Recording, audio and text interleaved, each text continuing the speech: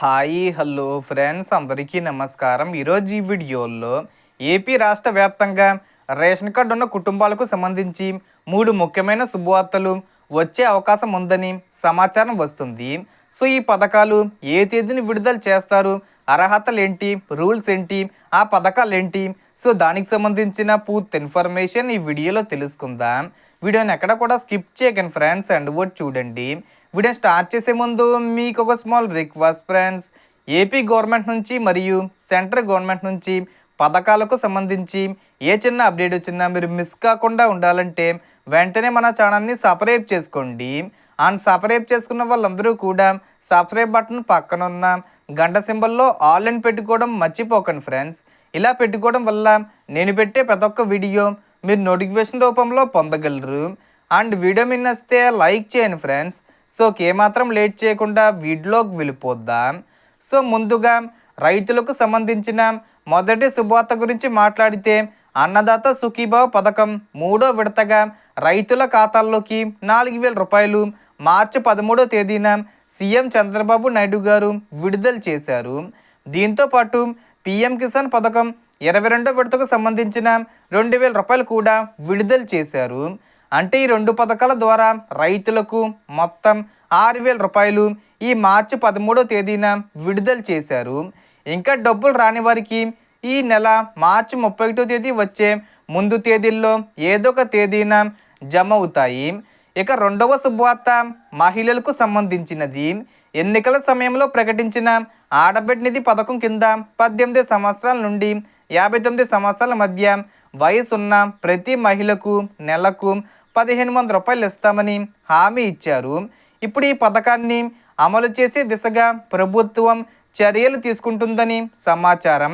ముఖ్యంగా ఈ మార్చి 31వ తేదీ వచ్చే ముందు తేదీల్లోనే ఏదో ఒక తేదీన ఈ పథకాన్ని ప్రారంభించి ఒకేసారి 12 నెలలకు సంబంధించిన మొత్తాన్ని అంటే సుమారు 18,000 రూపాయలు మహిళల ఖాతాల్లోకి జమ చేసే విధంగా ప్లాన్ చేస్తున్నారని వార్తలు వినిపిస్తున్నాయి.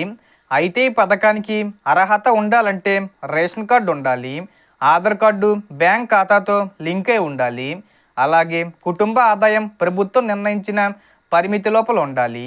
ఇక 3వ శుభవార్త తల్లులకు సంబంధించినది. తల్లికి వందనం పథకం కింద 1వ తరగతి నుండి ఇంటర్ సెకండ్ ఇయర్ వరకు చదువుతున్న విద్యార్థుల తల్లుల ఖాతాల్లోకి ఆర్థిక సహాయం అందిస్తున్నారు. ఈ పథకం ద్వారా సంవత్సరానికి 13,000 రూపాయలు ఇవ్వాలని నిర్ణయించారు.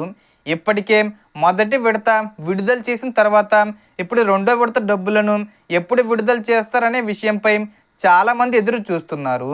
ఈ మార్చి 31వ తేదీ వచ్చేలోపు ఈ పథకం రెండో విడతకు సంబంధించిన తేదీని ప్రకటించే అవకాశం ఉందని సమాచారం.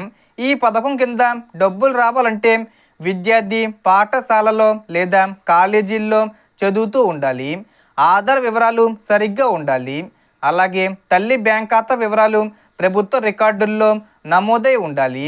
కాబట్టి రైతులు, మహిళలు మరియు విద్యార్థుల తల్లులు ఈ 3 పథకాల గురించి పూర్తి వివరాలు తెలుసుకొని అవసరమైన డాక్యుమెంట్లు సరిగ్గా ఉన్నాయా లేదా అనేది ఒకసారి చెక్ చేసుకోవడం మంచిది.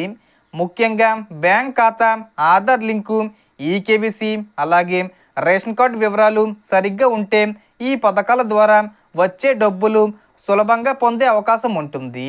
ఈ మార్చి 31వ తేదీకి ముందు ఈ 3 పథకాలపై శుభవార్తలు వచ్చాయి.